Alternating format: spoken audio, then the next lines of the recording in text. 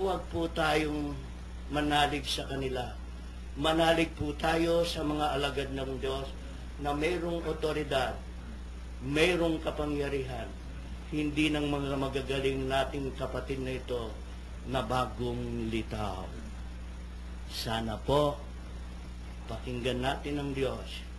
Huwag nating pakinggan ang walang authority at walang otoridad ng mga kapatid natin na ito.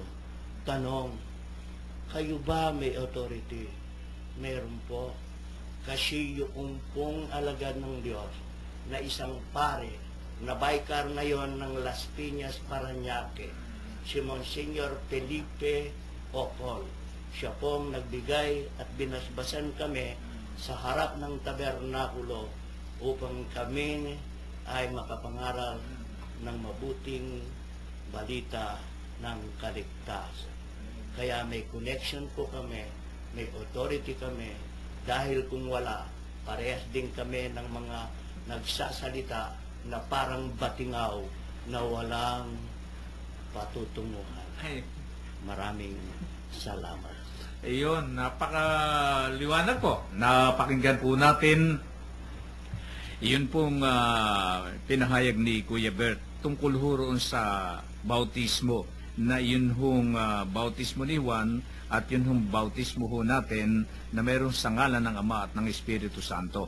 Ang kay Juan, Kuya Bert, walang sa ngalan ng Ama at ng Espiritu. Wala. Tanda ng pagsisisi o repentance. Repentance. Baptism of repentance. Ayun. Kung makikita natin, Kuya Men, noong ika-8 araw na pagsilang ng ating Panginoon, bago siya pumunta ng Egypto, dinala siya sa Jerusalem ng ating mahal na ina at ni Saint Joseph upang hihandog sa Panginoon at doon tinuli.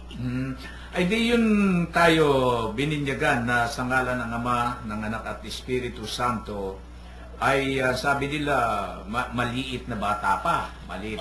Ang napakinggan ko sa inyo para ikay maging kasapi sa sambayanan. Sambayan. Kasi yung unang utos ng Diyos kay Moises, yung mga tao, lalo na yung mga lalaki, ay ialay sa Diyos sa ika-8 araw ng kanilang pagsilang upang sila'y mapabilang sa sambahayan ng Diyos. Ayun. Ito ngayon ang inamend ng ating Panginoon sa pamamagitan ng pag-uutos na niya sa 11 alagad niya. Ayun. Dahil ang tuli, ayon nga kay San Pablo, at saka yung binasbasan ng binyag sa pamamagitan ng ngalan ng Ama at ng Espiritu Santo ay wala ng pagkakaiba.